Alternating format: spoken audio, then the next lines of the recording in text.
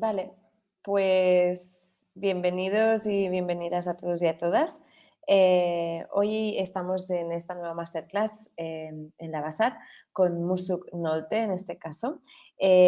Vamos a hablar con él sobre el lenguaje personal en la fotografía documental. Vamos a hablar sobre su experiencia, nos va a enseñar proyectos eh, propios de Musuk. Pero antes de empezar, deciros, para aquellas personas que aún no conozcáis la BASAT, presentaros muy brevemente quiénes somos, ¿vale? Deciros que además al final de la masterclass dejaremos unos minutos para que hagáis preguntas directamente a Musuk y os podéis conectar la cámara y el micro o ver o bien hacer la pregunta a través del chat que tenéis a vuestra derecha. Disculpad. Ahora sí, vamos a empezar. Para aquellas personas que aún no conozcáis la BASAT, y antes de empezar con esta masterclass con Musuk, deciros, ¿quiénes somos? Pues somos una escuela online especializada en diseño, fotografía y creatividad y la sede la tenemos en Barcelona, en España. Pero bueno, nuestros alumnos son de muchísimos lugares del mundo. ¿Cómo nos definimos muy bien en la BASAT? Pues con tres conceptos básicos muy rápidos. El primero, la profesionalidad. ¿Por qué? Pues porque todos nuestros profesores son profesionales en activo. Son personas que están en contacto con la profesión y que pueden ayudar al alumno pues, a estar al día, claro, de las últimas novedades del sector. El segundo concepto muy bien que define la BASAT es la práctica. ¿Por qué? Pues porque en la BASAT no hay exámenes. En la BASAT vais a aprender a través de proyectos prácticos, proyectos que pueden formar parte luego de vuestro portfolio profesional y una vez finalicéis el máster, pues salir con una carta de presentación pues tan guay como un portfolio creado, ¿no? Y el tercer concepto que define muy bien la BASAT es la proximidad. Aquí os enseñamos una imagen de parte del equipo que forma la BASAT, el equipo humano, pues más allá de los profesores, de los alumnos que hay en la escuela, sino pues todo el equipo humano desde el departamento de asesoramiento y admisiones que os dan información pues de cualquier máster que solicitéis de información, el departamento académico que siempre os ayuda pues cuando estáis una vez matriculados, si tenéis cualquier problema, pues Ana, Mireia, María y el departamento de marketing, comunicación o administración. Y ya deciros solamente que también os invitamos a ver nuestro canal de YouTube, donde encontraréis Vidas Creativas, que son una serie de encuentros que seguramente pues, os ayudarán a fortalecer vuestras trayectorias profesionales. Así que os invitamos a verlas, son unas charlas súper interesantes con profesionales muy interesantes. Y deciros ya finalmente que si estáis interesados e interesadas, por aquí no tenemos bien la fecha, disculpad, nuestra próxima convocatoria de másters es en mayo, ¿sí? En mayo de 2023, así que invitaros a, si queréis más información sobre la BASAT, sobre nuestros másters en fotografía, como el de foto profesional, el de fotografía documental o el de fotografía, pues el de retoque fotográfico y postproducción digital, podéis enviarnos un mail, podéis ver nuestra web, podéis llamarnos también, que nos encanta, o bien podéis seguirnos en Instagram, la BASAT_design, donde veréis proyectos de alumnos y alumnas. Y nada, ahora sí me gustaría dejaros con Musuk Nolte, que es fotógrafo, documentalista y editor peruano-mexicano. Musuk pues ha desarrollado un trabajo de fotografía documental y arte y trabaja pues en proyectos sobre todo sobre memoria histórica, comunidades indígenas y problemáticas medioambientales. Nada, no quiero hacer muchas más presentaciones ni dilaciones. Me gustaría dar paso a Musuk, que disfrutéis muchísimo de esta masterclass y recordaros que al final dejaremos unos minutos para que hagáis preguntas directamente a Musuk. Musuk, te tenemos por aquí, ¿no?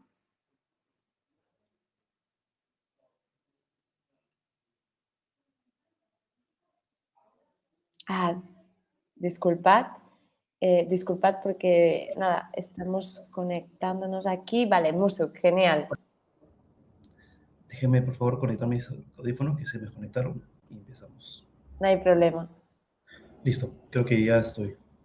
Perfecto. ¿Sí? Bueno, Sí, bueno, hola, ¿cómo están? Muchas gracias por la invitación, la escuela, a Gemma y a Tony. Eh, bueno, antes de empezar, quiero como también expresar mi solidaridad con la situación política que estamos viviendo en Perú. Es inevitable hacerlo y espero que se solucione pronto, la verdad. Bueno, un poco la idea que quiero proponer es presentar algunos trabajos que he venido desarrollando en los últimos quizás 12, 13 años y a partir de esos trabajos hacer como algunos comentarios sobre un poco lo que uno termina pensando cuando nos va desarrollando, cómo se va construyendo en el tiempo, sobre todo en búsqueda de conformar de alguna manera una dirección, ¿no?, que pueda llevar a consolidar en algún punto una mirada personal, que desde el documental, digamos, pueda tener como una funcionalidad, ¿no?, en el ecosistema de los medios y también en el espacio documental, pero que también pueda uno volcar tanto emociones como pensamientos, reflexiones y obviamente una posición frente a lo que está retratando, ¿no? Voy a empezar a compartir la presentación en este momento. Mm, Y listo. Un segundito. Ah, y ahorita empezamos. Déjame compartir esto.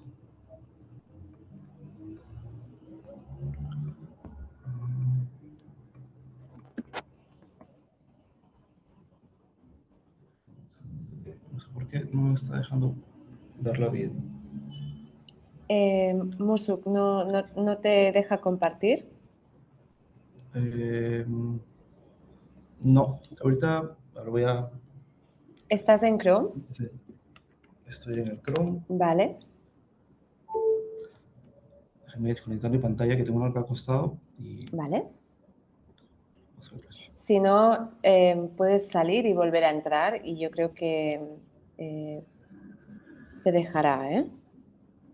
Ya, a ver, entro en este momento, por favor. Espérenme un segundito.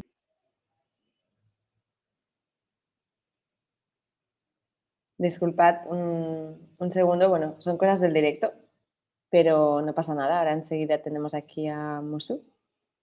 Em, vale,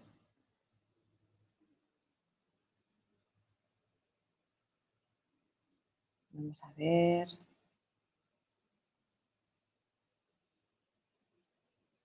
Recordaros esto, ¿eh? Al final de la sesión dejaremos unos minutos para que hagáis preguntas directamente a Musuk. Así que nada, os invito a quedaros hasta el final y que os conectéis la cámara y el micro al final de la sesión. Vale, Musuk, dame un segundo que te voy a dar el rol. Dame un segundito, Musuk, que te doy el Sí, sí. rol, ¿sí? Vale, vale, ya lo tienes.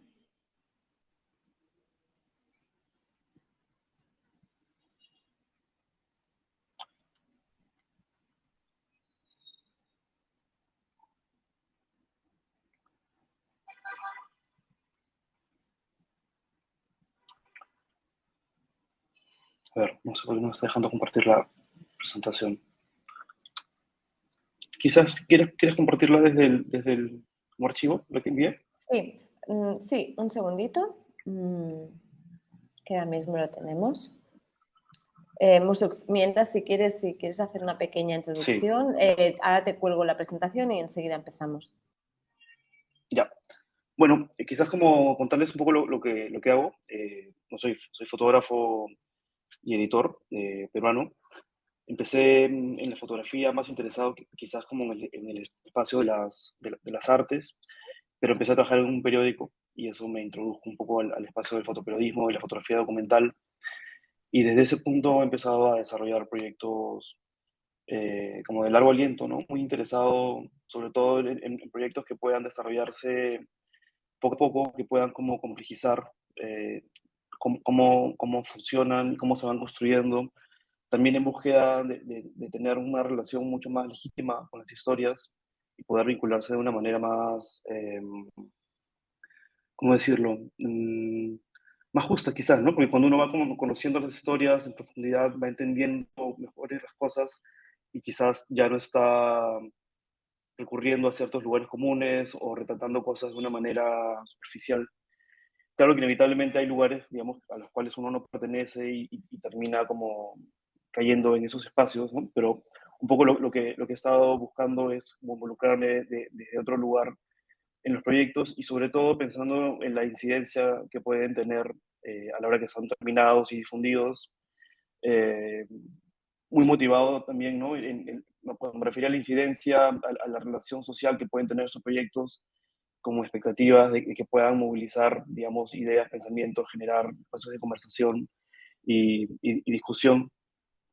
Entonces, bueno, he estado trabajando principalmente en Perú, temas medioambientales, de derechos humanos y algunos otros proyectos que quizás son un poco más híbridos, que parten más de una exploración de representar un imaginario propio, pero que parten finalmente desde la experiencia documental, donde uno está como en el territorio conectado con historias que están sucediendo en paralelo, pero uno está muy también en la mente, ¿no? En el imaginario que uno se va construyendo en experiencia de vida, ¿no? Que finalmente me parece que es lo que trasciende a la fotografía y al trabajo documental.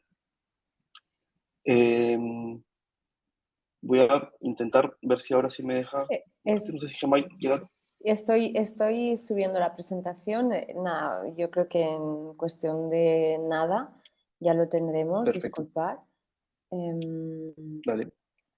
Yo voy a abrirla una última vez a ver si quizás es algo del. Porque la probamos antes, pero bueno, sí, siempre hemos estas hecho cosas pruebas, suelen ¿eh? pasar. Hemos hecho pruebas, pero esto son cosas del directo que siempre pasan, ¿sí? Multiplicación pantalla.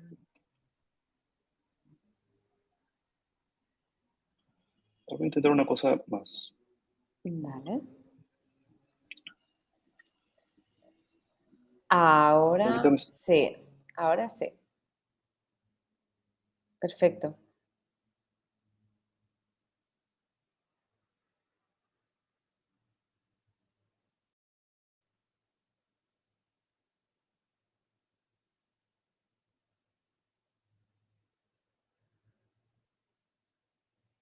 Mm,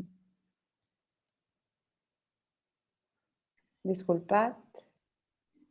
Eh, Mursuk.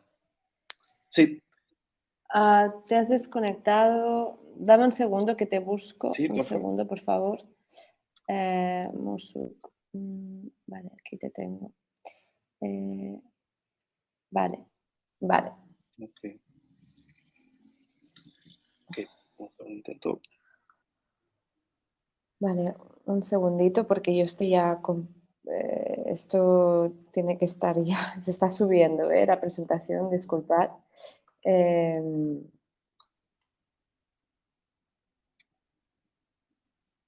Solo que está tardando un poco.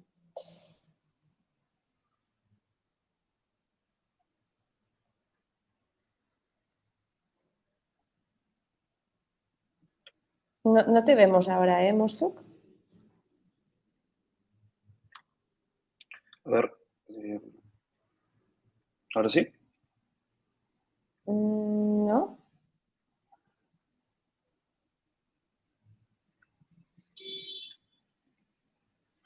Ahora sí. Ok, Vale. Un segundito, disculpad, se está subiendo la presentación, Mosuk, disculpa. dale, no hay Así problema. que... A ver, aparentemente.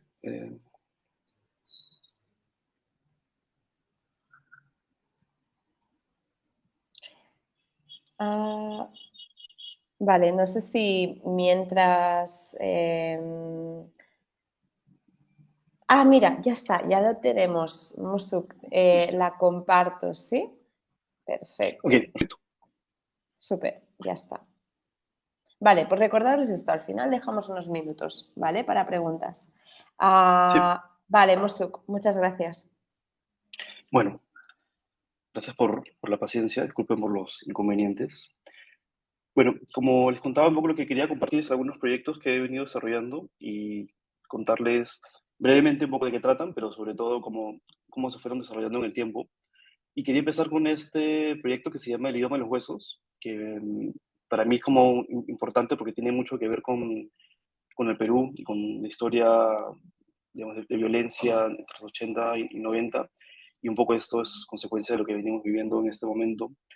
Y es un proyecto que trata sobre restituciones de desaparecidos. Y yo lo empecé a fotografiar desde un lugar, digamos, como periodístico, digamos, con un registro muy relacionado a retratar, digamos, el momento, digamos, de ese caso en particular y con la expectativa de contribuir también en la construcción de una memoria visual de estos casos que en algún momento se dejaron de cubrir por la prensa eh, mainstream, digamos. Ya había como esta narrativa, ¿no? De pasar la página y dejar un poco en el olvido estas historias, pero era algo que constantemente venía sucediendo casi todos los meses, ¿no? Y sigue sucediendo. De que es el proceso en que después del proceso judicial se entregan los restos de un cuerpo desaparecido a sus familiares para que puedan cerrar su proceso de duelo, velarlo, enterrarlo y tener como una reivindicación, digamos, a su historia, a su caso, al duelo, a la memoria. Entonces, un poco lo que estoy mostrando son un poco las primeras imágenes que produje, que creo que tienen como una relación mucho más directa y estricta con el suceso, pero en el tiempo retratando esto, quizás como se comenzaban a repetir imágenes, las dinámicas, digamos, de cómo sucedían estos actos, digamos, de entrega.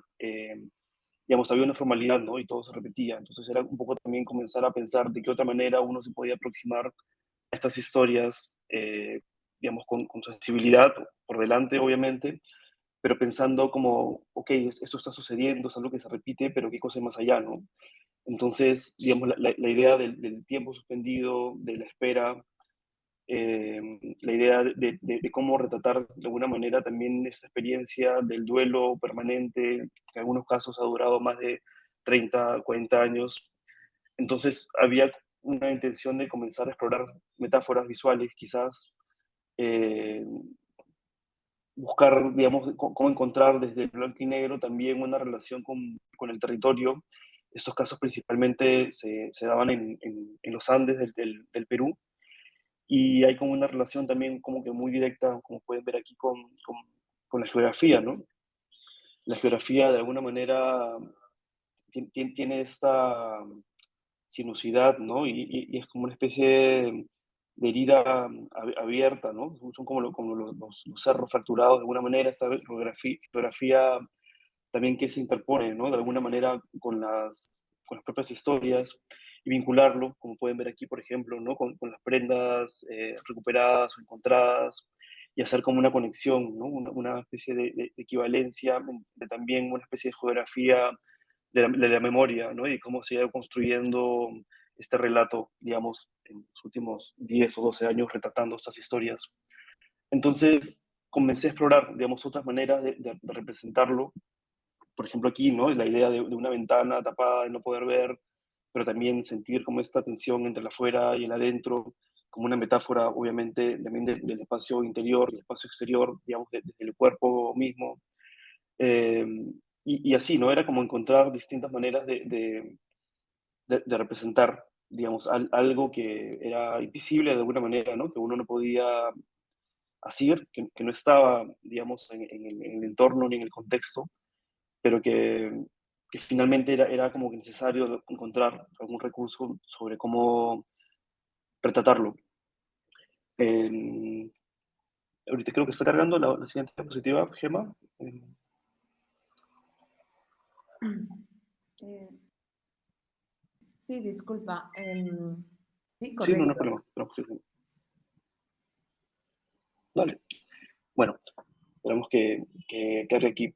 Y bueno, este proyecto también tenía como una relación como estricta con la coyuntura, con la dinámica social. Entonces también era ahí como importante pensar cómo visibilizar o compartir eso, ¿no? Y esto ha partido, digamos, de trabajar y colaborar con otras fotógrafas y fotógrafos que vienen desarrollando esos proyectos y con quienes hemos editado en algún momento algunas publicaciones que se han repartido. Esto también fue atravesado cuando se creó el lugar de la memoria en el Perú, entonces también hay unas imágenes que contribuyen a esta exposición.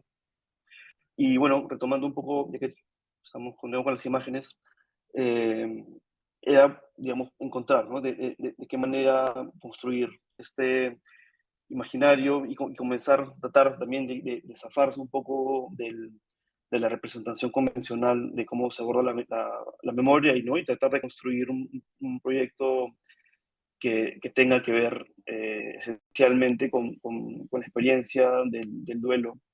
Entonces, estas son un poco las últimas imágenes que se pudieron, o sea, que pude retratar en los últimos años, siempre buscando que tenga muchas capas de lectura, que haya como una sensación de tiempo pausado y también recurrir a la sombra como una, no sé, como un recurso, ¿no? Para decir cosas que finalmente en la sombra terminan ocultas, pero es la sombra que de alguna manera también es una metáfora, ¿no? De la experiencia del duelo, de la espera, de la violencia eh, vivida, y también desde una manera en que yo siento que puedo tener más recursos para trasladar, digamos, toda la connotación emocional que tiene esta historia, ¿no? Eh, Ahora quería compartir este proyecto que, digamos, parte también de una experiencia documental de registro de marchas y que hace mucho sentido compartirlo en este momento preciso. Y también como reúne dos de mis intereses, uno que tiene que ver con la fotografía documental, social, periodística de alguna manera, pero también con la fotografía que parte de ideas y conceptos y que más bien como una relación no tan de la experiencia de la fotografía, sino creo que es mucho más como pragmática y dura. Entonces, resumiendo, esta es una serie que se llama La Resistencia del Silencio y lo que hice fue juntar, como les contaba, dos series, una que tiene que ver con imágenes que extraje de la página del Congreso de la República bajo la palabra clave Minuto Silencio. Me interesaba, digamos, cómo eh, este ritual de alguna manera se repetía, digamos, sin sentido, ¿no? La performance de los congresistas en ese espacio, al representar el minuto de silencio, siempre era la misma, ¿no? Y me parecía muy paradójico también el encargo que se le hacía al fotógrafo oficial para que haga una imagen del silencio, ¿no? Y además, obviamente, me interesaba digamos, provocación también directa hacia el Congreso, el cual hay como una deslegitimación constante en todos los últimos congresos que han habido, de donde estas personas estaban, digamos, en silencio, ¿no? Frente a las imágenes de la calle y la protesta que justamente eran lo opuesto, ¿no? Entonces, un poco esta serie lo que buscaba era poner como en contraste, en confrontación, estos dos espacios, ¿no? De la retórica de lo político y la política, y ver de qué manera podían, bueno, hay deliberadamente una posición, ¿no? Las imágenes de las protestas están encima, juxtaponiéndose, y eso también tiene como una lectura importante para mí, pero finalmente era como generar esta simbiosis, ¿no? De imágenes que de distintas fuentes, con distinto orden, motivación, terminan perteneciendo a un mismo escenario, ¿no? Entonces, bueno, esta es un poco la serie, cómo se ve junta. Algunas veces la he montado, ¿no? En espacios. Y también algo importante para mí es cómo los proyectos terminan encontrando un espacio editorial. Más adelante quizás les comento un poco más de eso, pero tiene que ver mucho con cómo los proyectos pueden difundirse, circular y moverse. Y esta es una publicación que hicimos con Raya Editorial, que es una editorial de Colombia, que propone un poco repensar el espacio editorial desde un mismo formato, un poco también por hacer viable en términos económicos los proyectos y el formato también permite que circulen de una manera muy fácil y sencilla y económica. Entonces fue trasladar, digamos, esta serie que en algún momento fue una serie para poner en la pared, pero que tenía también una lógica de publicación, ¿no?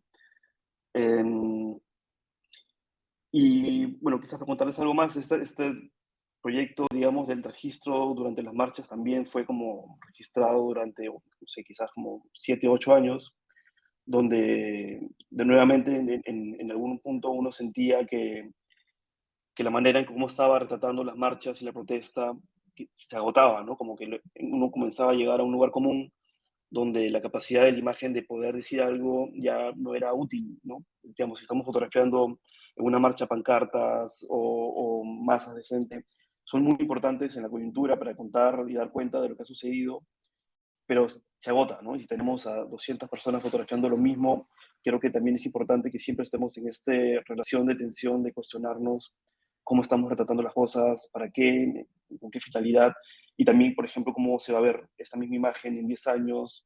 Y creo que desde esa perspectiva uno comienza a forzarse a relacionarse de otra manera, ¿no? Con el registro. Y un poco fue mi caso, que comencé fue a acercarme mucho a ciertos elementos o cosas del parte de la protesta. Por ejemplo, este es un pedazo de una frase que alguien se había escrito en el pecho. Entonces me interesaba como aislar, ¿no?, ciertos elementos de la protesta para luego tener suficientes recursos que me permitan construir esta publicación y este trabajo, ¿no? Eh, Yendo un poco lejos de las otras dos cosas que le he mostrado, este es un proyecto sobre la comunidad asiática que vive en el río N. Es uno de los pueblos originarios de la Amazonía peruana más poblados, y que yo empecé a fotografiarlo porque vivieron una historia de violencia muy compleja y triste y que aún, digamos, tiene rezagos. Y de hecho este proyecto un poco lo comencé incentivado por el proyecto que les mostré inicialmente, ¿no? Sobre que se llama el idioma de los huesos. Y en este caso fue un proyecto muy singular también porque yo llego a esta comunidad por una especie de interés mutuo. En ese momento había un proyecto de construcción de una represa, la represa Paquitzapango, que era un megaproyecto que iba a inundar gran parte de su territorio y los iba a forzar a tener que emigrar nuevamente, ya habiendo vivido 30 años movilizándose entre comunidades por el conflicto, y ahora eso suponía una amenaza latente, ¿no? Y realmente como compleja. Y me comuniqué con la organización indígena que se llama CARE, que es la Central Oceánica del Río N, diciéndoles que me interesaba lo que está pasando, que quería aportar de alguna manera, y coincidió con que ellos estaban buscando que alguien pueda retratar y registrar lo que venía sucediendo. Y fue así como me invitaron a fotografiar las comunidades y hacer un proceso de colaboración, que un poco la idea tenía registrar cómo se estaba viviendo en el río N en este momento, para luego hacer una exposición en Lima. Y esta exposición sirve como una plataforma, ¿no? Para que ellos, digamos, en ese momento Ruth Buendía, que es la líder que vieron en el retrato inicial, pueda venir a Lima y que esta exposición sea una plataforma para que ella pueda poner por delante las urgencias y necesidades de la comunidad, ¿no? Y para mí esto fue como muy como importante, digamos, porque yo he sentido, es como que estás como uno de los pocos proyectos que siento que ha tenido una incidencia real, y por otro lado que también inició una colaboración de varios años con CARE, que hace 2 o 3 años se retomó, y que he estado volviendo, ¿no?, a fotografiar la misma problemática con otros actores y en otro contexto, y que además también quizás contarles, quizás como es interesante para quienes estamos metidos en esto, este proyecto que me permitió continuar, perdón, esta segunda parte que me permitió continuar fue gracias a una beca de National Geographic, que son unas becas, digamos, para storytellers, autores de historias, para nuevas narrativas, eh, y que, bueno, permiten tener recursos para poder financiar el proyecto, y en algún punto también te permiten como visibilizar, digamos, las cosas que uno está fotografiando en una escala internacional. Y por otro lado también tener algún tipo de acompañamiento, ¿no?, en el proceso de desarrollo. Entonces, también quería como hacer como un puente, ¿no?, entre este proyecto que empezó hace como 8 años, en blanco y negro, en otros términos, había creo que una aproximación desde otro lugar hacia estas imágenes, y esta es como una segunda parte, ¿no? Donde eh, me cuesta entrar, digamos, en la fotografía a color, pero, digamos, sentí que tenía sentido, que había una cuestión como de vigencia de actualidad, de vincularlos con un espacio más del momento mismo que estamos viviendo, porque también tenía como una relación de incidir en problemáticas de la coyuntura actual, ¿no? Actualmente las comunidades de Lene están amenazadas por cárteles de narcotráfico que usan su territorio para mover la droga, los problemas de deforestación, los problemas de tráfico de fauna, en fin, no son como varias cosas que confluyen en este lugar que es uno de los puntos más convulsos, ¿no? Que tiene el Perú, que se le llama el Braem, ¿no? Que es el valle del río Apurímac, Ene y Mantaro.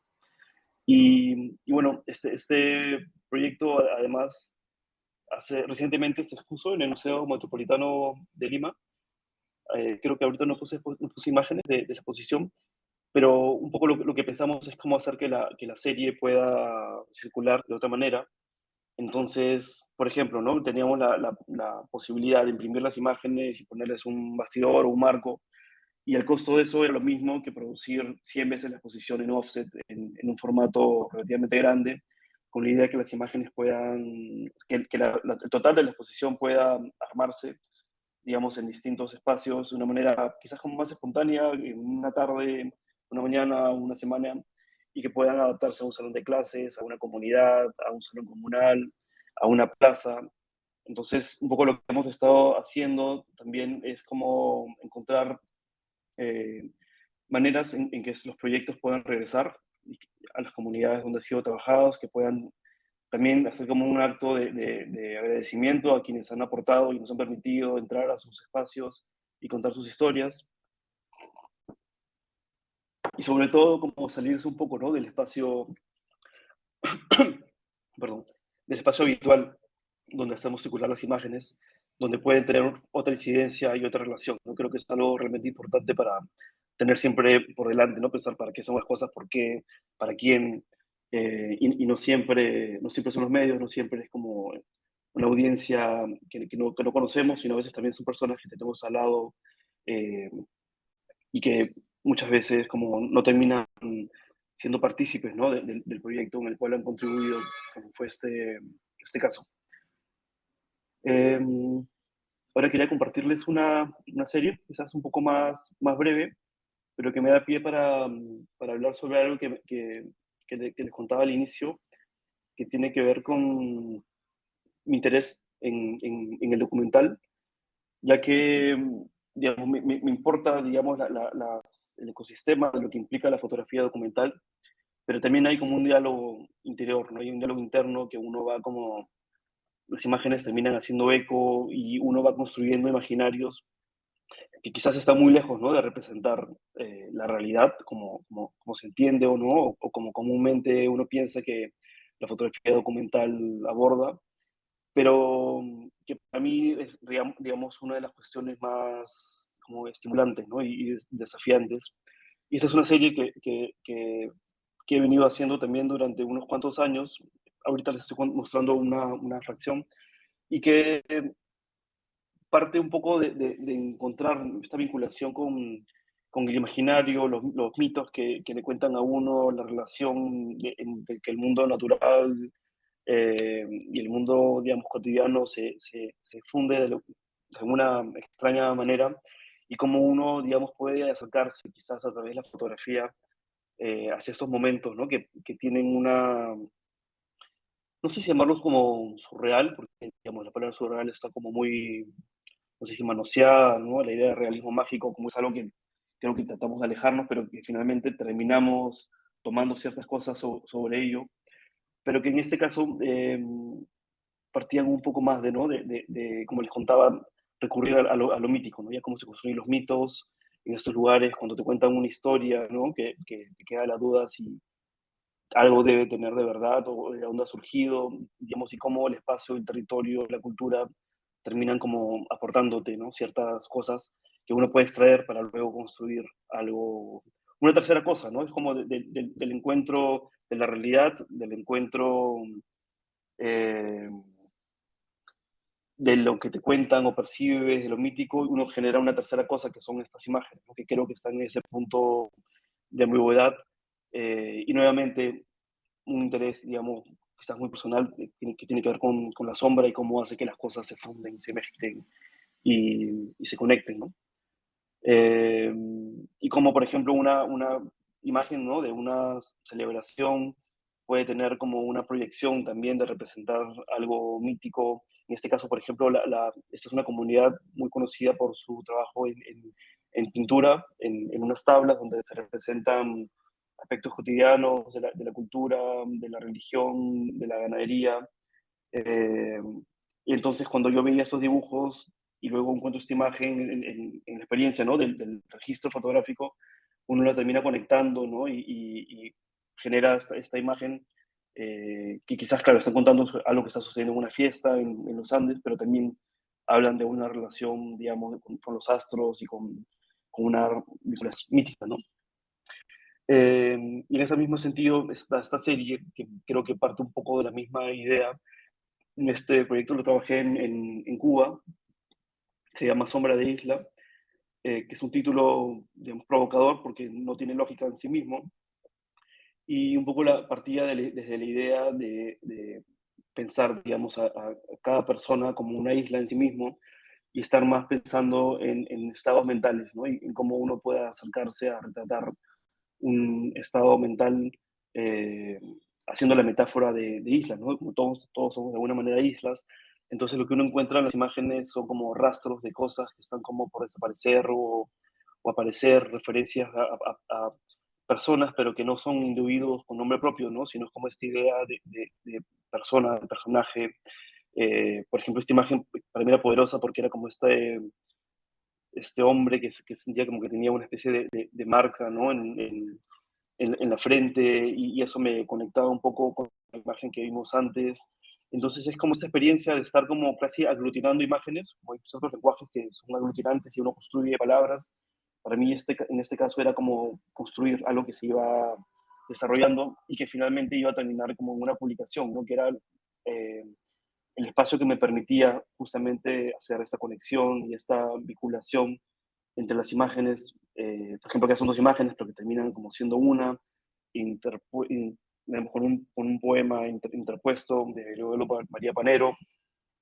Eh, y estuvo bien interesante el desarrollo de la publicación, porque fue como fotografiar de nuevo, ¿no? Las imágenes, recurría a ciertos fragmentos que me interesaban y tenía en la memoria esta otra imagen que había hecho 10 días después y cómo se iba a conectar y cómo generar como una tercera imagen y que todo se iba finalmente abstrayendo, ¿no? Y alejando un poco de una representación de realidad y quizás acercándose más, ¿no? A esto que les contaba de la idea de la isla como metáfora.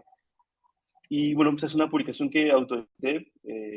Quise contarles que tengo una editorial junto con un amigo, con Fernando Fujimoto, que se llama KWY Ediciones, o Kawaii, que es un proyecto editorial, digamos, para fotografía latinoamericana, interesados bastante en la fotografía documental, de autor, proyectos de largo plazo.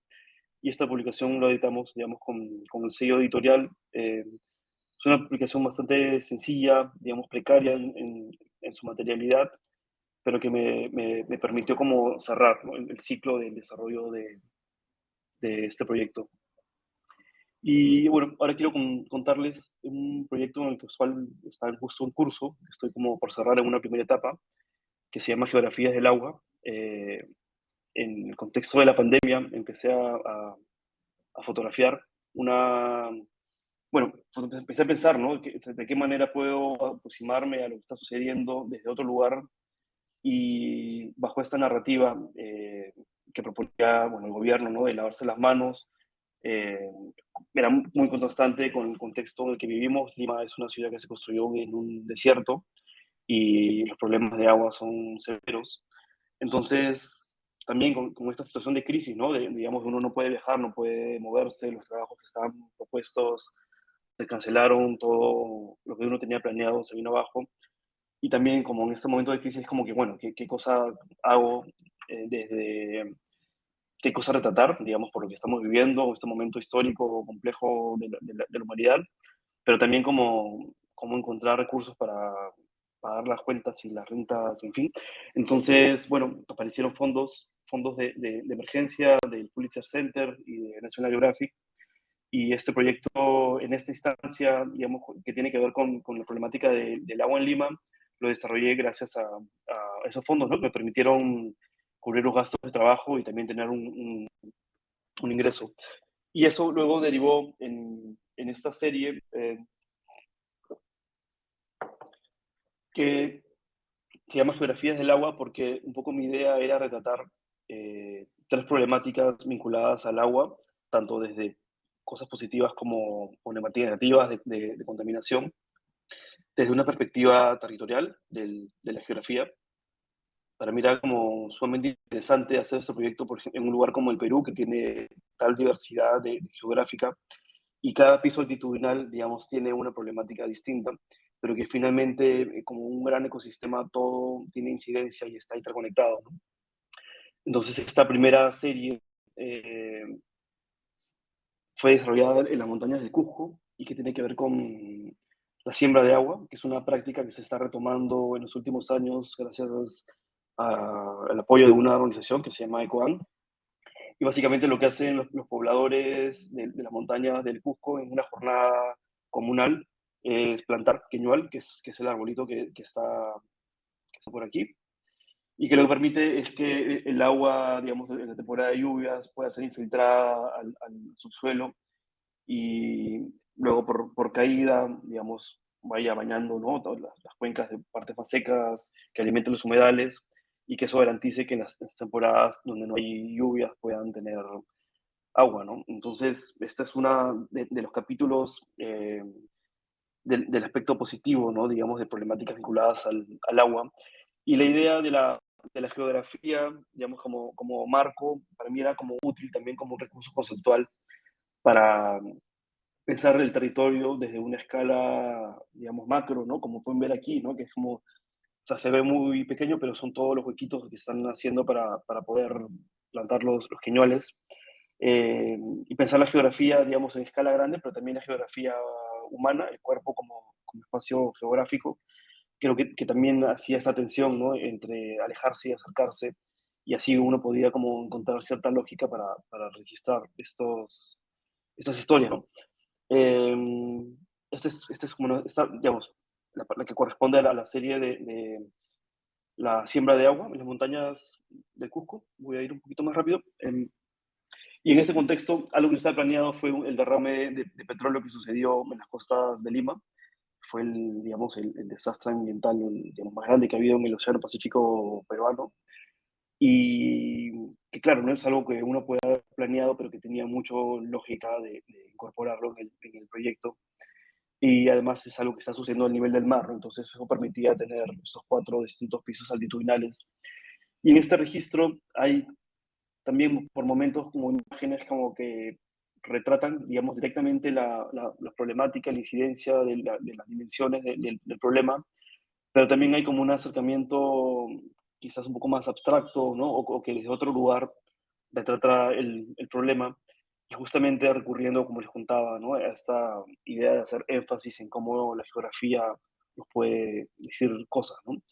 Entonces, bueno, este es como la segunda momento, capítulo de este proyecto. Eh, el uso del dron, en este caso, que es algo que comencé a incorporar, que antes no había utilizado mucho, me resistía a hacerlo porque quizás antes tenía como una idea equivocada de que el dron era una especie de automatizaba los procesos y todo, digamos, lo hacía ver interesante, pero como que no había nada más que eso, ¿no? Y durante varios años como me resistí a utilizarlo, pero en este caso hacía sentido, tenía lógica poder mostrar el territorio desde otras dimensiones, de otra escala. Entonces fue cuando empecé a recurrir a ello, ¿no? Esta es la tercera capítulo del proyecto, que sucede en el lago Titicaca, en el altiplano peruano, que es un lugar que lamentablemente está devastado en términos de contaminación por distintos factores.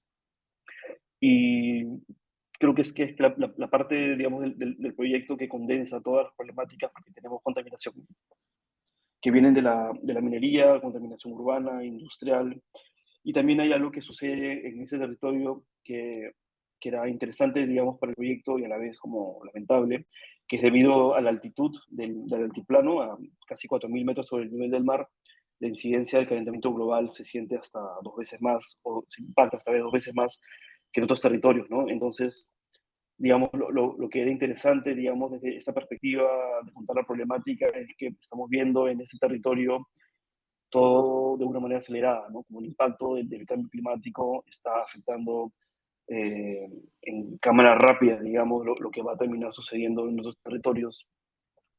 Entonces lo que estuve haciendo fue, digamos, fotografiar, siguiendo un poco el curso del río, desde el nacimiento del río Coata hasta los 200 kilómetros, digamos, o un poco más que tiene, pasando por distintas ciudades, pasando por lugares donde hay minería legal, hasta la desembocadura del lago Titicaca, donde, como podemos ver, por ejemplo, en esta imagen, el ganado que antes tomaba agua del río o del lago ya no puede hacerlo porque está contaminado y la población tiene que recurrir a los pozos de agua, ¿no? Para poder tener agua relativamente apta para el consumo humano, pero que en realidad muchos de los pozos ya no son aptos para ser tomados, ¿no?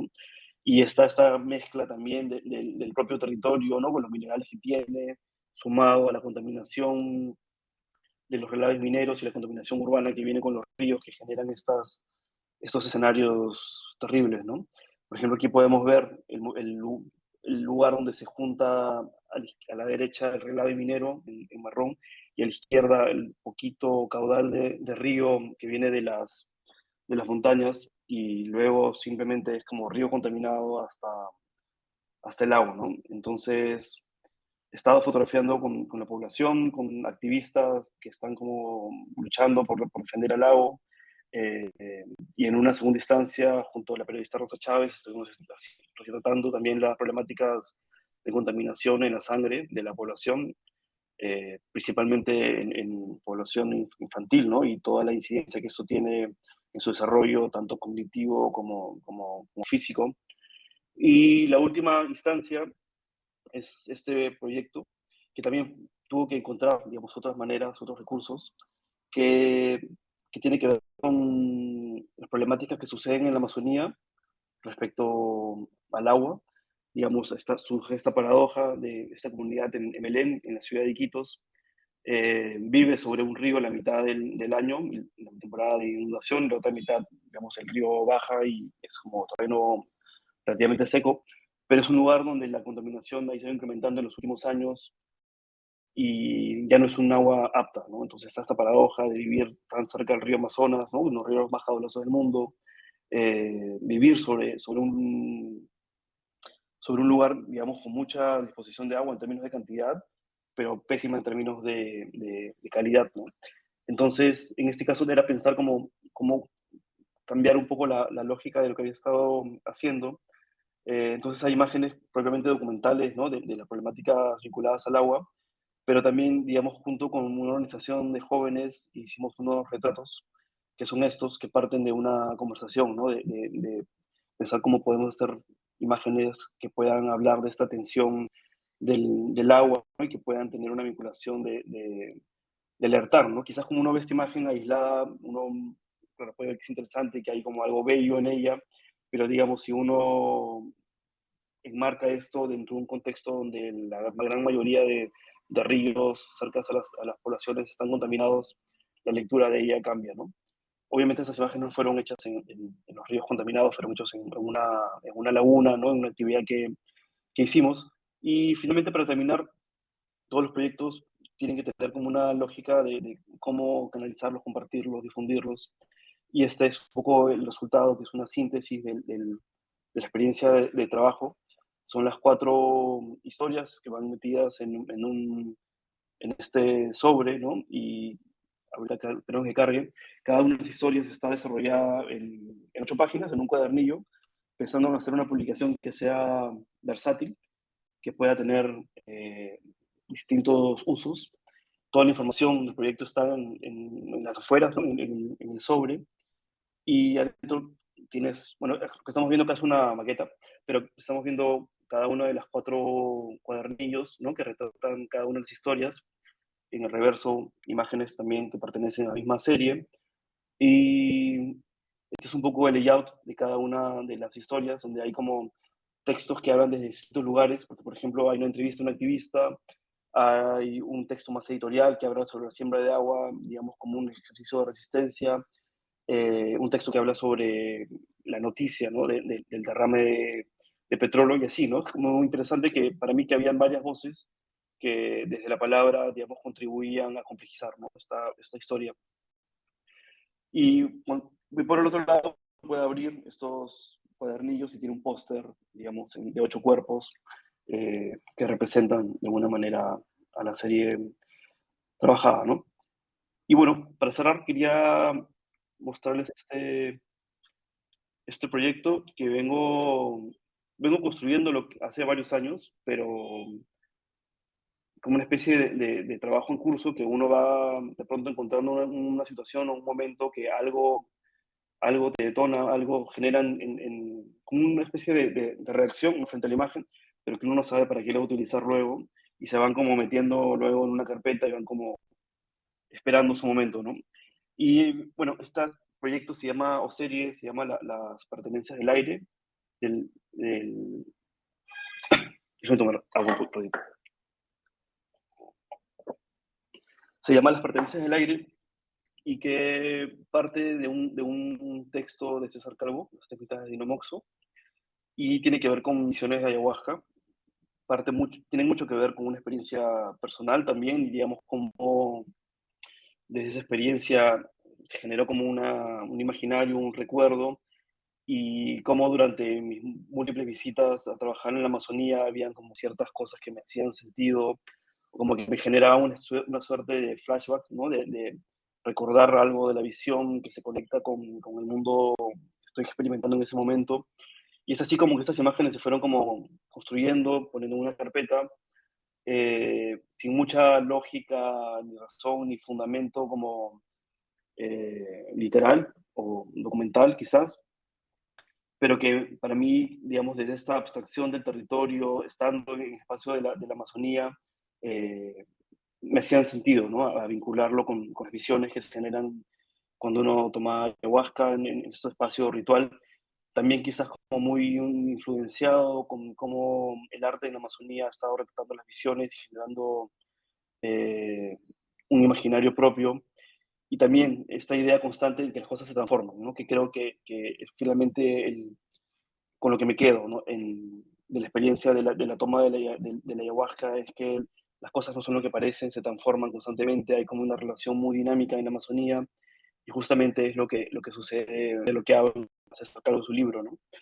Y les contaba eso porque esto es un poco lo que estoy desarrollando actualmente, que nuevamente es una maqueta, no está aún listo, está en proceso, pero son como las imágenes terminan siendo no imágenes únicas que funcionan en sí misma como una especie de cápsula, sino más bien son como esponjas que pueden vincularse desde otro lugar eh, con otras imágenes y construir nuevas imágenes que hacen mucho más sentido para retratar lo que uno está buscando, ¿no? Creo que habiéndoles mostrado ya varios proyectos, un poco tengo la percepción que uno está siempre persiguiendo lo invisible, ¿no? Hay, digamos, cosas que uno quisiera poder retratar, pero como que no existen, ¿no? O como que no suceden, que no están ahí. Entonces uno recurre a ciertos artificios quizás de la imagen, a buscar, no sé, utilizar filtros, agua, cosas que se interpongan, no sé, dobles de posiciones, espejos, prismas. O sea, hay como una serie de recursos que terminan como interfiriendo en la imagen para crear una imagen como nueva, ¿no? De la experiencia, digamos, de uno habitando el mundo, y que tienen que ver con una especie no sé si llamarlo hartazgo. O sea, hay como una idea, ¿no? De estar como buscando siempre reinventar un lenguaje, de encontrar nuevas historias y nuevas maneras de contarlas, de salirse de lo esperado, eh, de tratar de evitar los lugares comunes y cómo se retratan ciertas cosas. Y creo que este proyecto tiene que ver mucho con eso, ¿no? Por eso creo que me ha tomado tanto tiempo y me ha costado darle sentido. Y el espacio de la editorial, digamos, del hecho de hacer libros que tienen que ver con la fotografía, pero a la vez no, eh, me ha dado recursos, ¿no? Para entender la imagen desde otro lugar. Y creo que es algo que quienes están haciendo fotografía podrían tomar y recurrir como un incentivo, ¿no? Eh, claro que esto responde no necesariamente al lugar de la fotografía como tal en los medios, digamos, porque ahí vamos a encontrar mucha resistencia, ¿no? Al contar las cosas de otra manera. Esta idea de la veracidad, ¿no? De lo retratado, de la imagen, entiendo por qué se da, es como parece como importante en el ecosistema de los medios, pero quienes trabajamos en fotografía documental creo que no debemos de perder de vista de que eso es un escenario que tiene una función, pero digamos es importante estar en constante exploración y encontrar nuestros propios términos para construir nuestra manera de tratar el mundo finalmente. Eh, bueno, lo que estoy contando, mostrando ahorita es un poco la maqueta, cómo se ha ido construyendo, como pueden ver las imágenes a veces continúan, hay imágenes que se repiten, uno abre una página y encuentra una imagen que ya vio y que tiene mucho que ver con la experiencia de la toma en sí mismo, ¿no? De la planta. Y hay un personajes que son luz, ¿no? Como la que cierra, ¿no? Que es algo como que percibo como una consecuencia muy directa, ¿no? De mi recuerdo de la toma. Eh, y en este caso también, ¿no? Esta es una maqueta, pero digamos, como está encuadernado, me permitía conectar, ¿no? Las imágenes entre sí mismas y generar, digamos, esta construcción que quizás uno cuando ve la publicación no entiende nada, pero si la ve de nuevo comienza a encontrar cierta lógica. Espero lograr hacerlo un poco más entendible, pero finalmente también esas zonas grises me parece, o digamos que uno no puede comprender en su total dimensión. Creo que son finalmente los proyectos en los cuales se quedan, ¿no? En la cabeza y dando vueltas y que me parecen importantes. Eh, esta es la última parte de la presentación, las últimas imágenes de esa maqueta que les estaba compartiendo. Espero poder terminarla pronto. Y bueno, muchas gracias. Quedo muy pendiente a las preguntas, comentarios, quejas o reclamos. También son bienvenidos. Y creo que tengo que dejar de compartir ahora para poder verles. Vale, Y listo. sí. Vale, pues muchas gracias, Musuk, por esta charla, por esta masterclass. Ha sido pues muy, muy enriquecedor, seguro, para todos y todas. Y ahora, bueno, os llega el momento, ¿eh? Preguntas, dudas que tengáis. Vale, por aquí, Alonso. Alonso, ¿quieres conectarte la cámara y el micro? ¿Qué tal? ¿Me escuchan?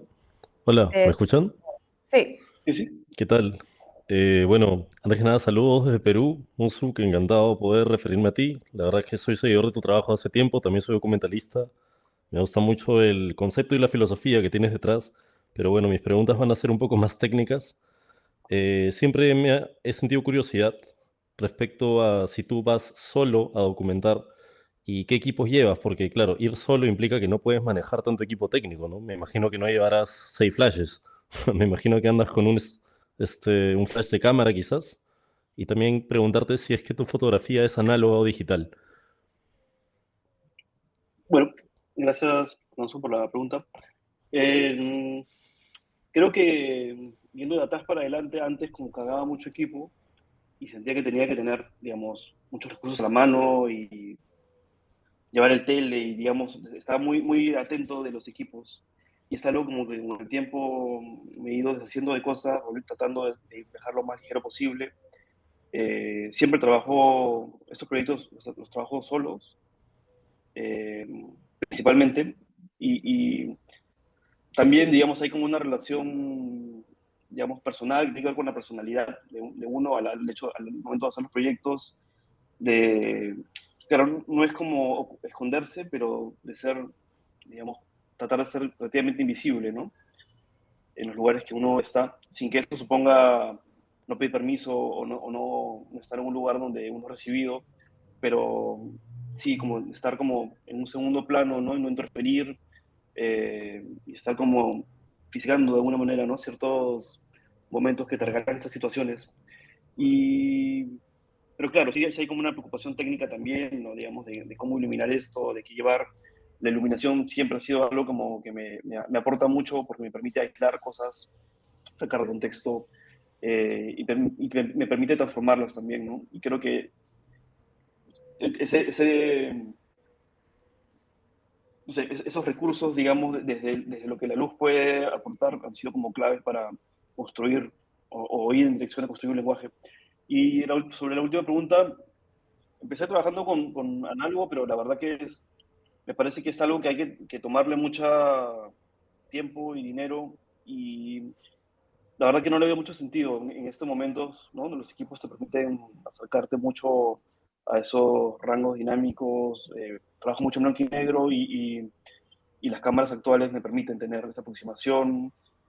Y creo que el uso de lo análogo, digamos, es algo interesante, digamos, como proceso, ¿no? El no poder ver, tener una relación, eh, digamos, que está un poco mediada por imaginar lo que uno hizo y cómo va construyendo eso hasta que logra revelar luego.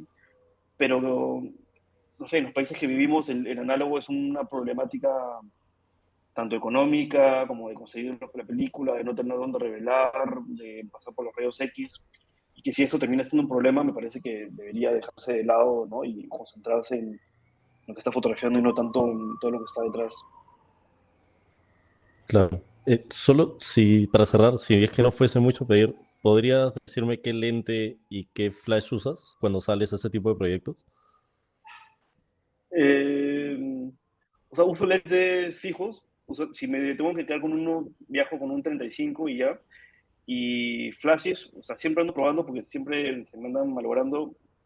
Pero a veces es viajar con una linterna, un LED de mano, eh, el flash en manual, el más barato que encuentre, y un transmisor, y ya, eso es. Genial, gracias. ¿De qué?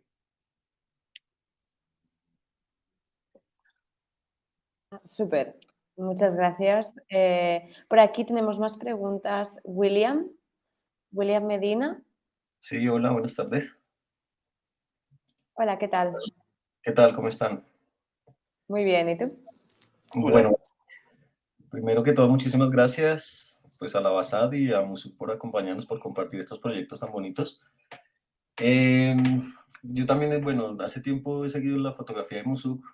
Desde Colombia, pues también tenemos muchísimos buenos fotógrafos que van como en esa misma línea. Musu ha editado varios de esos libros, como el de Juanita, por ejemplo. Eh, bueno, en tus proyectos hay una cosa muy marcada y es la temporalidad de las situaciones que retratas, ¿no? O sea, hay cosas que son muy de cubrimiento, muy de coyuntura, pero esas coyunturas se llevan también como una extensión temporal también digamos, en el desarrollo de los proyectos, ¿sí? Que es algo que nos has mostrado pues bastante. Quisiera saber eso, pues, cómo lo piensas, cómo lo concibes y además en la cuestión de los recursos de National Geographic, del Pulitzer, digamos, esos recursos, ¿qué parte de los proyectos alcanzan a cubrir? O sea, ¿qué puedes tú desarrollar con esos recursos que consigues? Y además, pues, como que queda también pues, para el fotógrafo, ¿no? Y hay una cosa muy interesante en Musu que siempre me ha llamado la atención y es esa estética, ese blanco y negro, esos negros profundos, digamos, ¿cómo consigues tú esa forma de expresión que tienes tan particular? Eso.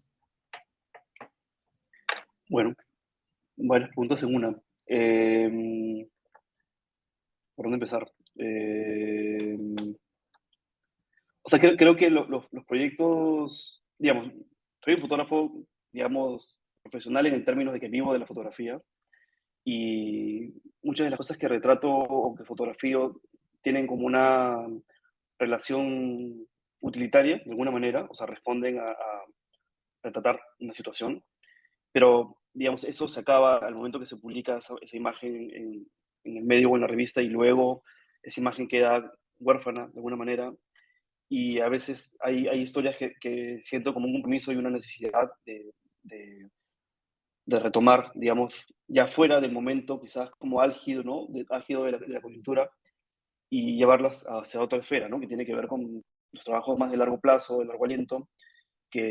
como decías, claro, necesitan de ciertos recursos. Y ahí voy a ir a otra pregunta. Y, o sea, creo que varias de las fotógrafas y fotógrafos que trabajamos ahora recurrimos mucho a los fondos porque se ha vuelto una manera de no tener, digamos, esta presión, digamos, de los medios y sus formas y sus maneras de necesitar imágenes. Y claro, están los fondos de National Geographic, del Pulitzer Center y hay otros más que permiten en gran medida poder financiar los proyectos. Eh, También depende, digamos, qué tantos viajes uno requiere hacer para poder completarlo, si necesita trabajar con alguien más. No son fondos que dejen mucho, digamos, dinero extra como para, digamos, poder retribuirse el trabajo y el tiempo dado, pero creo que se extienden en beneficios que salen un poco del marco del fondo en sí mismo, ¿no? Como en el sentido de que pueden generar otras oportunidades y abren otros espacios y, digamos, esas imágenes que hiciste luego pueden encontrar otros escenarios, ¿no? Para difundirse y poder generar un ingreso adicional. Por ejemplo, en el caso del agua, lo que me pasó a mí es que empecé con este proyecto muy concreto relacionado al COVID y a la crisis del agua en ese contexto, y estuve trabajando un año sobre ello. Pude acceder al fondo del National Geographic y del Pulitzer Center, y luego vi que había un fondo bastante más como grande para trabajar todo un año, de una fundación que se llama Berta Foundation, que no es un fondo precisamente para la fotografía, pero sí para, digamos, activistas y periodistas, digamos, que están trabajando con comunidades o pueden buscar tener una incidencia en ellas, ¿no? Y ese fondo sí me permitió tener como un ingreso regular, mensual, y tener recursos para poder seguir el proyecto.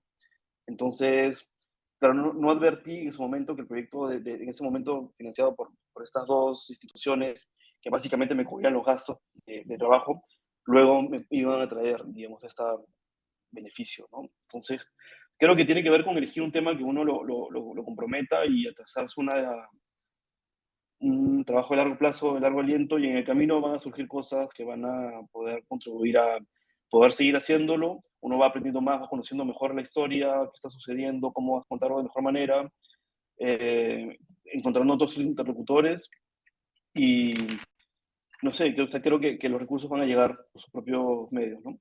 Y sobre la última pregunta, sobre los profundos, o sea, creo que tiene que ver mucho con esta, no sé si llamarla necesidad, pero idea de poder abstraer las cosas, trabajar mucho en penumbra, porque las imágenes, digamos, se vuelven más como quizás sugerentes, ambiguas, pueden hablar en más capas de distintas cosas. eh, y creo que tiene que ver, digamos, en términos técnicos, en cómo uno entiende la luz. Por lo general siempre es una fuente de luz principal que está como dominando la escena, y luego es moverse, ¿no? Moverse y ir encontrando cuál es el lugar adecuado para quedarse y retratarlo, ¿no? Muchas gracias, Mosuk, muchas gracias, Gemma.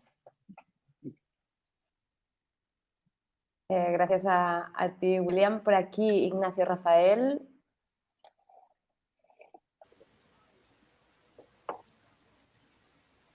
Hola, hola, ¿qué tal? ¿Qué tal? ¿Qué Hola. tal? Bueno, primero agradecer a la Basat, el espacio, y a Musuk también por este aporte a la cultura visual de mi país, Perú. Es siempre algo muy lindo ver este tipo de documentos, ¿no? De muchas veces lo que no se muestra siempre como a primera vista cuando alguien pregunta sobre el Perú. Bueno, mi primera pregunta es sobre cómo esta relación ante bueno, estar cómodo hasta a la incomodidad, por lo menos, en terrenos que son generalmente como fuera de la zona de confort de lo que normalmente puede encontrar uno en la ciudad, ¿no? O sea, cómo es trabajar bajo eh, la presión de la altura del terreno, la falta de agua muchas veces, me imagino la electricidad también, que en muchas partes del Perú no es tan accesible. ¿En algún momento uno se acostumbra a esto o siempre es algo nuevo en cada proyecto? ¿Te refieres a como la experiencia del registro fotográfico en estos lugares, digamos, complejos, difíciles? Ajá, claro, claro. Por ahí va, por ahí va. O sea, no voy a decir que no es agotador, ¿no? Ahí como, digamos, subir a 4.000 metros es como una experiencia bastante demandante, uno se termina enfermando y no le pasa nada bien, pero la verdad es que, no sé, cuando hay una imagen que quieres hacer, digamos, el mal se posterga, se queda como, como al costado, luego va a regresar como una fuerza, pero no sé, no es algo que pienso mucho, ¿no? Simplemente es como algo que hay que hacer, hay que ir, está pasando esto, es importante y vas y no piensas mucho en cómo, ni qué está pasando, ni que obviamente va a ser una situación como difícil en términos de lo que estamos acostumbrados, de comodidad, pero no me importa finalmente. O sea, claro, te quejas, te reniegas, ¿por qué me manda a hacer esto? ¿Qué hago acá? Quiero ir a mi casa, pero no importa. Finalmente, no sé, me pasó algo, por ejemplo, fotografiando el Coyuriti, que es esta celebración que se hace en las montañas del Cusco, cerca de la Usangate, y uno está, digamos, en la base como 4.000 metros y hay muchísimo estímulos, bulla, todo el momento uno no descansa. Y claro, estando ahí los 3 días que estuve, como que todo el día, nunca más quiero volver aquí, nunca le he pasado tan mal, me muero de frío, me muero de hambre. Pero al momento que estaba regresando, ya estaba pensando en organizar el viaje del próximo año, ¿no? Porque finalmente no importa, ¿no? Es algo que uno no sé, está como en otra dimensión. Y no sé, hay también una cuestión con lo que uno lo apasiona, lo mueve, lo motiva, que, no sé, deja de lado, ¿no? Todas estas cosas que uno piensa si es peligroso o no, si es cómodo o no. Pero creo que es algo que finalmente tiene que haber como una especie de realmente pasión por lo que uno está haciendo, ¿no? Hermoso, hermoso. Muchas gracias, Musuk. Ok. Gracias a ti. Eh, por aquí, bueno, Ana justamente nos escribe por chat. Ana, acaba de acabar el máster de fotografía documental este mes de noviembre y Ana es de México. Ana nos pregunta, ¿cómo es tu proceso de editar los proyectos? Me refiero, ¿haces cientos de fotos y te quedas con 20? ¿Cuál es tu proceso? ¿Cómo empezaste a recibir fondos para tus proyectos al principio? Ah, que hay un poco de ruido, no te preocupes. Gracias, Ana.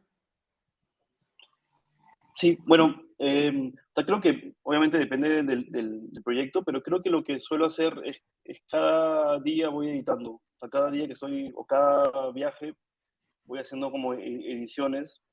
Y algo que para mí quizás no es la mejor recomendación, pero muchas de las cosas que edito las edito en página. O sea, abro como un layout de design o cualquier otro programa eh, y comienzo ahí a organizarlo y a ordenarlo, o sea, a darle cierta jerarquía y a ver cuáles imágenes, digamos, requieren, digamos, por ejemplo, una doble página, ¿no? Porque son como protagonistas de la historia o imágenes que son subalternas de alguna manera. Y en esa construcción, como voy entendiendo, yo me voy entendiendo a mí mismo cómo he ido fotografiando y cómo puedo articular esta historia. Y eso me permite entenderlo, darle cierto orden y lógica. Y bueno, y también como tener guardado los distintos PDFs que uno ha ido haciendo para también ver cómo he ido desarrollando el proyecto y en los proyectos que te permiten volver varias veces, también encontrar ciertos como constantes que uno ha estado obsesionado, que está fotografiando algo, o cosas carencias que tiene la historia, pero usualmente no trabajo, digamos, de manera habitual, digamos, como trabajaría un proyecto documental donde uno tiene que tener 12 imágenes, tener como una abridora que resuma contexto, personajes, o sea, creo que en el tiempo me he ido liberando de esos como requerimientos, ¿no? De la industria quizás, pero eso no quiere decir que en algún momento también tenga que aplicarlo, ¿no? Pero en proyectos, digamos, que he estado desarrollando de largo aliento, eh, sí, lo que voy haciendo es editar paso a paso y guardar distintos PDFs del proceso en desarrollo y como les contaba inicialmente, todo esto se va como aglutinando, creciendo, como construyendo. Y sobre el otro que preguntabas, creo que esto de los fondos me da la impresión de que es algo relativamente reciente, que han comenzado a aparecer más oportunidades de postular a cosas. También es como bastante más competitivo. eh, y también creo que hay mucho más personas que estamos haciendo esto y queremos, digamos, vivir la fotografía documental. Pero creo que hay fondos que no son necesariamente, por ejemplo, para la fotografía, pero sí para el activismo o la incidencia en comunidades, que en mi caso han sido los más interesantes, ¿no? Pero bueno, es algo que también que para mí ha sido relativamente reciente, en los últimos 5 o 6 años, ¿no? O sea, antes, bueno, todavía es autofinanciar los proyectos, que inevitablemente es como la forma de hacerlo, ¿no? En algún punto encontrará recompensas, así se puede decir, como económica, o poder como re- tener como una especie de retorno, ¿no?, del invertido, pero creo que es algo que hay que encontrar otras maneras, ¿no?, de poder financiar la vida, si no uno termina muy frustrado. Súper. No sé si por aquí, Ana, quieres comentar algo más. Si no, muchas gracias. Por dar las gracias, Ana. Gracias a ti, Ana. Y por aquí vamos con otra pregunta de José Fajardo. José Fajardo. Ah, hola, gracias por compartir, Musuk. Me gustaría que si pudieras contarnos un poco más sobre el proceso esto de los retratos que parten de la participación de conversación con participantes. No sé, contar un poco más del proceso y cómo es que esa conversación se convierte en la imagen, cómo las ideas que tú tal vez tenías al principio las mantienes, las empujas o no, y cómo el participante también te obviamente influencia en la estética esta que buscas y todo ese proceso. Gracias.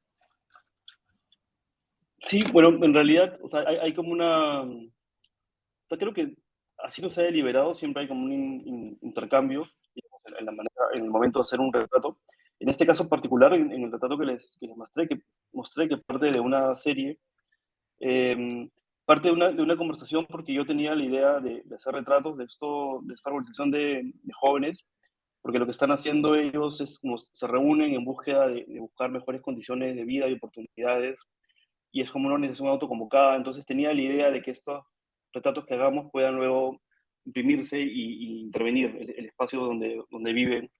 Entonces, claro, era como, estamos hablando de las problemáticas vinculadas al agua, estamos hablando del riesgo, y en ese momento fue como una especie de conversación, ¿no?, de estar como reunidos, porque hicimos como una actividad, ¿no?, de irnos juntos a una laguna, y cada uno como comentaba algo, ¿no?, que le parecía relevante, algo que le daba miedo, que le molestaba, que quería que cambie. Y es en base a eso, ¿no? Como comenzar a también poner ciertas preguntas, ¿no?, sobre la mesa que puedan encaminar una solución. Eh, pero que finalmente, en ese caso particular, para mí era interesante, digamos, la posibilidad de que las imágenes luego, cuál iba a ser el uso que iban a tener o dónde iban a circular, ¿no? Entonces, claro, en otros contextos probablemente surja desde otro lugar, finalmente también la mirada de uno, de una manera, o sea, que eso es complejo decirlo, pero se impone, porque uno, digamos, tiene ciertos recursos que puede poner, creo que lo que uno termina haciendo es poner una especie de marco, ¿no?, que lo que podemos hacer es esto, pero ya, digamos, en cuestiones como más gestuales, o de escala, o de aproximación, digamos, de estas imágenes, finalmente, qué cosa tendrían que decirnos. Eso tiene mucho más que ver con el momento de la conversación, ¿no? Gracias. Gracias a ti, José. Por aquí, Paula Cáceres. Últimas preguntas, Paula Cáceres. Hola, buenas noches, buenas tardes por aquí en Perú. Gracias por el espacio a ambos. Tengo 3 preguntas. La primera es, ¿qué es lo que te ha sacudido, Musuk, para salir de tu espacio y explorar estas problemáticas? El segundo es, ¿qué ejercicios, qué actividades has desarrollado tú para romper la imagen convencional y empezar a crear este propio lenguaje. Y el tercero, ¿te lo puedo hacer después de estas dos respuestas? Dale, respondo correcto. O sea, qué más ha sacudido? O sea, creo que todos y todos vivimos como en países con problemáticas políticas, sociales sumamente complejas, constantes, cíclicas. Y, o sea, para mí, digamos, la fotografía y generar imágenes es un acto de resistencia, de contribuir. En el caso, por ejemplo, de las protestas, es mi manera de participar también. O sea, todas estas imágenes que les mostré antes de las protestas, claro, yo iba a fotografiar, pero también era mi manera de protestar. Y es como, bajo esta incomodidad o molestia que uno se va involucrando más con ciertas historias. Y, digamos, para mí es algo como que es imposible de disociar, ¿no? O sea, la imagen tiene una utilidad social y mientras estamos trabajando en ese espacio hay como una responsabilidad, más allá, digamos, desde nuestras ideologías que puedan ser distintas, es realmente como muy importante entender cuál es el rol que tenemos, cuál es la incidencia que podemos tener y la importancia también que tiene esta construcción de las imágenes, tanto para una coyuntura muy específica, para una imagen que circula en ese momento, pero también como la construcción para la historia, ¿no? Cómo se va construyendo la historia, cómo la estamos interpretando y cómo estamos generando de alguna manera nuevamente lo mismo, ¿no? Cómo estamos como contribuyendo a construir las historias que en unos años van a interpelarnos, ¿no? De alguna manera.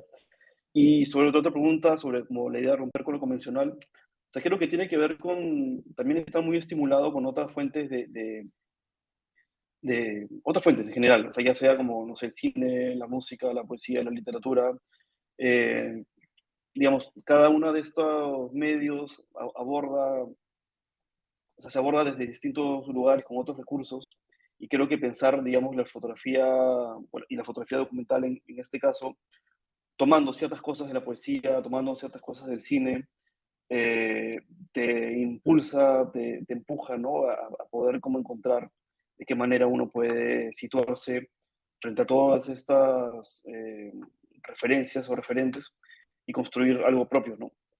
Y por otro lado, también creo que tiene que ver mucho con encontrarse a uno mismo, ¿no? Sentir que lo que uno está haciendo lo representa, eh, y de alguna manera, o sea, que quizás como la idea de construir como una identidad propia es como demasiado pretenciosa porque, digamos, utilizamos como recursos técnicos similares, cámaras similares, estamos enmarcados por un formato similar, eh, o sea, ya estamos de alguna manera preformateados para encontrar la manera de generar imágenes un poco condicionadas por la tecnología, pero, pero creo que podemos ir en contra de ello y encontrar eh, una manera más singular, ¿no? de hacerlo. Como hackear, ¿no? Un poco la imagen.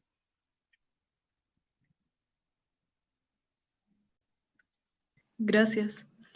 Muchas gracias. Y la tercera y última pregunta es,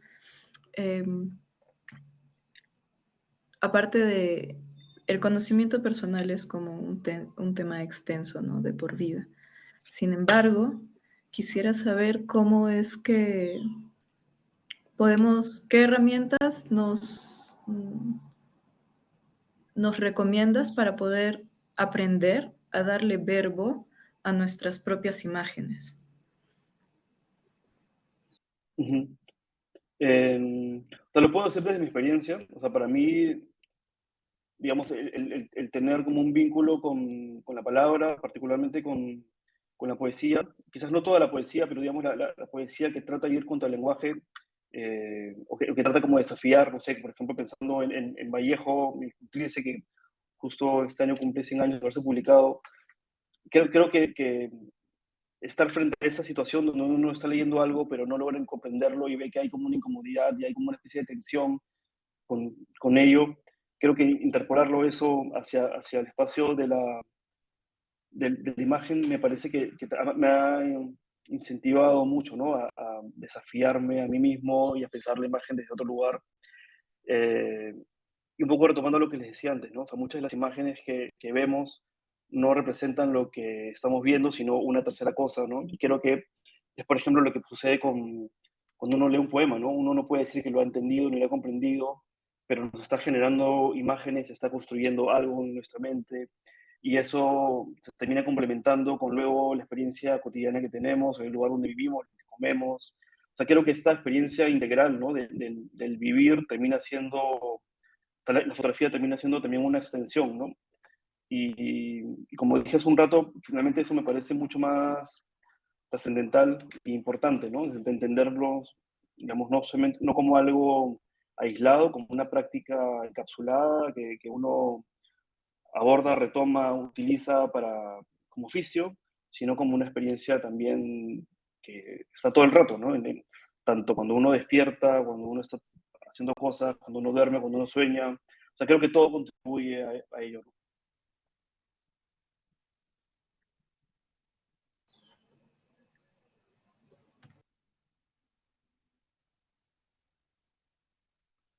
Gemma, no sé si hay una más, o quizás en el chat. Ah, Paula, disculpa, no sé si quisieras añadir algo más, Paula. Muchas gracias. Muchas gracias. Gracias a ti. A ti, Paula. Por aquí, últimas dos preguntas. Tenemos a Ovidio. Hola, ¿me escuchan? Perfecto, Ovidio. Sí. Hola, Musuk. No, pues muchas gracias por todo, de verdad, muy inspirador todo lo que muestras, pero me surge es una duda. Bueno, en realidad son dos. Es que tú hablabas sobre el proyecto que nació a partir de una imagen que es el que lleva en el nombre de algo del viento, que es la última publicación que estás haciendo, que vos decías Ujú. que nació a partir como de momentos como sueltos que ibas tomando. Quisiera que me hablaras un poquito más de eso. Em, si fue algo orgánico que se fue dando y después del tiempo decidiste juntar, o si en verdad ibas pensando en algo y ibas encontrando esos detonantes visuales.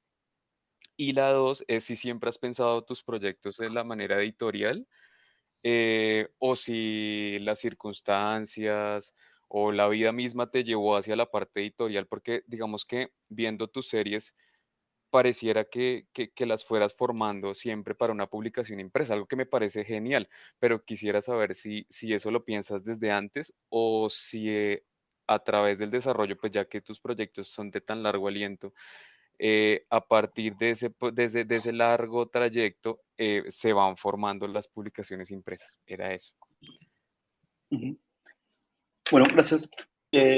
Sobre la primera pregunta, o sea, he trabajado mucho en la Amazonía, en distintas historias, o sea, por distintos motivos, tanto cosas que tienen que ver por ejemplo, la cosmovisión o trabajar con comunidades, como problemáticas de, no sé, tráfico de fauna silvestre, deforestación, en fin. Y es en esta experiencia donde uno está con la cabeza pensando en estar construyendo una historia documental sobre deforestación y está fotografiando ciertas cosas, pero en ese momento uno encuentra, ¿no? Una escena, ¿no? Que es esto, digamos, no sé, hay una especie de impulso, ¿no? De reacción, de ver algo y sentir que eso está como si ya lo hubieras visto, como si hubiera estado en tu imaginario, como si hubieras estado en el momento para encontrarte con ello. Y es esa imagen, ¿no? Que uno lo abstrae y después sigue trabajando en lo que había ido a hacer. Y es como les contaba, ¿no? Que algo se está construyendo, ¿no? En la mente hay imágenes como que quedan ahí en el imaginario y que terminan en una carpeta y en algún punto uno las retoma para poder luego construir algo. Por ejemplo, la imagen que abre la publicación hasta ahora es una imagen de un remolino, un pequeño remolino en el río. Y claro, ¿no? Como que en la experiencia cotidiana eso, no sé, es algo como banal hasta cierto punto, pero de pronto te quedas pegado a ello y imaginas todo el potencial, digamos, discursivo que puede surgir de un remolino, ¿no? Porque, digamos, la experiencia, por ejemplo, en este caso, hablando de la ayahuasca, es como yo sentía que entraba en un remolino, ¿no? Entonces me hacía sentido y era como cómo recurrir a ciertas imágenes que luego me van a permitir construir una historia.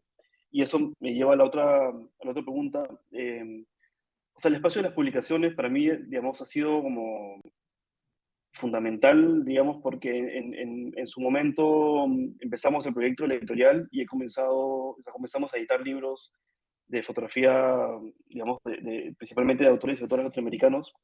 Y gran parte de lo que ocupo mi tiempo es editar libros y editar proyectos. Entonces, hay como una experiencia de trabajo, de encontrar de qué manera como darle lógica, sentido a miles de imágenes que trae una fotógrafa, eh, colaborar, ¿no? En esa conversación de cómo hacer que las imágenes puedan encontrar un discurso, puedan encontrar un lugar en la página y puedan desarrollarse para construir una publicación prácticamente como consistente, coherente. Y, y eso también ha sido como una ruta de aprendizaje en paralelo, el estar editando cosas de otras personas. Y para mí el hecho de editar, como les contaba antes, me permite ordenar mi cabeza. Porque, digamos, por las circunstancias uno está haciendo muchos proyectos a la vez, de distinta índole, con distintas necesidades y distinta lógica. Y la publicación me permite, digamos, hacer como una especie de fotografía del momento, de en qué está el proyecto ahora, de cuál es la lógica que quiero plantear. Más allá de que el libro termine siendo una publicación o no, siempre termino metiendo todo el trabajo en una secuencia de puesta en página, porque es también como una especie de diario personal, ¿no? De proceso. Y claro, o sea, finalmente me interesan mucho las publicaciones y lo que eso puede traer al trabajo en términos de difusión, también como proceso de cierre, ¿no? De concluir varios años de trabajo.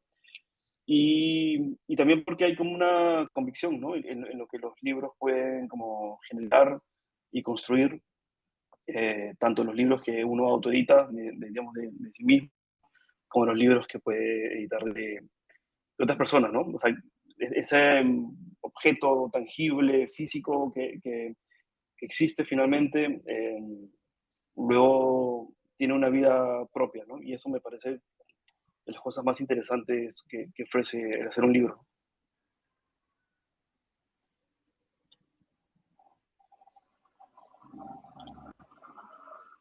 Sí, Ovidio. Bárbaro, Musuk, Sí, muchas creo que con gracias. esto mucho. Gracias.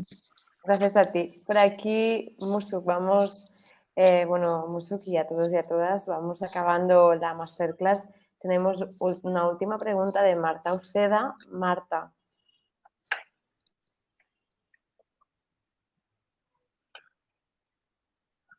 Sí, tenemos por aquí a Marta.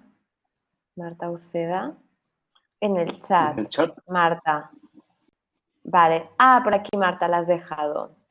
Bien, ya te vemos. Marta dice, tengo varias preguntas. ¿Cómo encuentras los temas para fotografiar? ¿Cuáles son los pasos previos a hacer estas fotografías? Es decir, estudio, análisis o guión. Si quieres, respondemos estas dos primero. Musuk. Ya. O sea, creo que todo lo que les he mostrado ahora, como de historias, tienen que ver con cosas que suceden en mi entorno, de alguna manera, digamos, entorno cercano o entorno más lejano, pero que suceden en el Perú y que son problemáticas sociales, medioambientales que a mí me motivan, digamos, a abordar, porque me parecen como importantes, por más que realmente no es que piense que vayan a cambiar las cosas a gran escala, creo que sí contribuyen a la discusión o al menos a visibilizar para generar de alguna manera empatía con esas historias. Entonces creo que parte un poco de eso, poner por delante también un compromiso, digamos, con ciertas temáticas sociales. Y claro, y en paralelo también hay ciertas libertades, ¿no? De hacer cosas como que responden más a una volada que uno pueda tener, o ¿no? Al imaginario propio. Pero creo que lo que está por delante y con lo que me genera como una especie de ruta de trabajo tiene que ver con ello, ¿no? Eh, Sobre los pasos previos, o sea, creo que depende del proyecto. Todos los proyectos que tienen un componente como periodístico o documental, obviamente hay que como investigar, como hacer contactos, saber a uno dónde está yendo. No me importa tanto ver qué cosas se ha hecho antes en esos lugares en términos como de imágenes. Parece bueno llegar así con la mente libre de ciertos como imágenes ya como construidas, pero sí es clave como tener un interlocutor en el lugar que pueda como darte una mirada mucho más real, ¿no? De lo que viene sucediendo en ese espacio y que te pueda guiar, ¿no? En términos, o sea, creo que nunca he hecho un guión, digamos, en estos proyectos. Sí hay como, sí sé dónde va a circular, digamos, sí tengo una idea quizás como de la escala o en términos visuales de cómo debería desarrollarse el proyecto, pero en estos casos es muy difícil hacer un guión, ¿no? O sea, puedes saber con quién quieres hablar, a dónde quieres ir, pero justamente lo más interesante es lo que te puede ofrecer, digamos, el espacio de manera más espontánea, ¿no? Eh, sobre los proyectos, cuál me ha llevado más tiempo realizarlos, creo que no siento casi que ninguno de los proyectos los he cerrado, como que siempre siento que están un poco en curso. El caso del primer proyecto que mostré, que se llama eh, ya me olvidé. El proyecto que estaba desarrollando sobre casos de desaparecidos y de restituciones, el lenguaje de los huesos, perdón. Es un proyecto que es difícil cerrarlo, ¿no? Porque los casos se siguen dando las entregas, se siguen dando estos velorios. Por más que uno no esté constantemente fotografiándolos, de pronto como se da la oportunidad y el proyecto comienza a crecer, ¿no? Y para mí, de alguna manera, creo que son las publicaciones y los libros lo que me permite cerrar como un capítulo. De hecho, tengo la expectativa de poder como, publicar algo pronto sobre ello, eh, pero en realidad creo que son proyectos como constantes, ¿no? Por ejemplo, el tema del agua también es algo que cada vez se está ocupando más, digamos, un interés porque centraliza muchas de las problemáticas que estamos viviendo y vamos a enfrentar en el futuro. Entonces, por más que son historias que responden a distintas territorios o coyunturas, finalmente creo que es algo que también, ¿no? Se va a desarrollar como en varios años. Y ya voy como en el del agua como 3 años, en el proyecto de los desaparecidos ya van como 12. La Amazonía también siento que es un proyecto constante y abierto, ¿no? Y que se va retroalimentando. Entonces, creo que me interesan mucho los proyectos de largo aliento, ¿no? Porque nos dan también un poco más de legitimidad para hablar sobre ciertas cosas, ¿no? Sobre todo si no es un lugar donde vivimos o habitamos. Es importante pasar tiempo, entender, dejar que reposen y volver, y así, ¿no? Y sobre la última pregunta, ¿qué recomendaría Sí, para alguien que quiera adentrarse? ¿Sí? ¿O sí, lo alguien quieres leer que... tú, Gemma? Ah, no, adelante, ¿eh? Perdón. Nos pregunta que, pues esto, ¿qué recomiendas para alguien que quiere adentrarse en la fotografía documental? Eh, o sea, quizás es algo obvio, ¿no? Pero agarrar una cámara y salir a fotografiar, principalmente. Eh, es algo como sumamente como obvio, literal, pero creo que es la única manera realmente donde uno puede como encontrarse en el espacio y entender, digamos, cómo funciona esto, ¿no? De estar como registrando como algo y tratar de ver si eso que uno está como registrando tiene sentido o puede ser entendido para otra persona, porque finalmente lo que estamos haciendo somos canalizadores de información de un lado a otro, estamos llevando como una imagen a otro espacio para que pueda ser visible para quien no puede estar ahí. Entonces hay como una cuestión muy de la práctica, de la experiencia del registro, que creo que es como fundamental para poder como adentrarse, ¿no? En este ecosistema, ¿no? De la imagen. Eh, y por supuesto, llevar el máster de Sabat, que seguro va a ser muy provechoso. Sí, bueno, muchas gracias, Musu. Por aquí también alumnas, ¿no?, que han pasado por la escuela, como Julia, como Ana, que hoy estaban aquí. Si deseáis conocer un poco más, súper recomendado el máster. Gracias, Ana. Muchas gracias. Si queréis saber más sobre el máster y toda la gente que nos acompaña, nos encanta hacer, ¿no?, estas masterclass, ofrecer este contenido con gente pues, que tiene una representación y que tiene pues, un portfolio muy importante como Musuk Nolte, pero si queréis conocer un poco más sobre el máster de la BASAT, pues podéis ver nuestra web en lavasat.com, veréis que nos acompaña también gente pues con mucha trayectoria profesional, como Tony Amengual, que es el director del máster, Laia Abril, Bego Antón, bueno, Ricardo Casas, podéis ver todo el elenco de profesionales que nos acompañan de la fotodocumental. Y, por supuesto, bueno, yo, Musuk, solo darte las gracias por este rato. Creo que ha sido súper provechoso.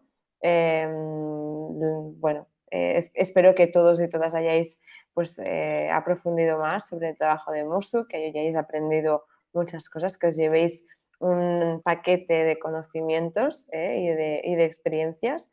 Y Musu, no sé si tú quieres añadir algo más. No, solo como agradecerles por estar aquí, por permitirme compartir, incentivarles a que retomen ciertas cosas que los que se han conversado y que los pongan quizás como en práctica, como ejercicios tal vez. Y, y bueno, eso, estamos en contacto. Súper. Pues muchas gracias a todos y a todas. Y nada, mañana en nuestro canal de YouTube subimos la grabación. Gracias y nada, buenas noches, buenos días o allá donde estéis. Chao, Adiós, chao. Nos gracias. vemos.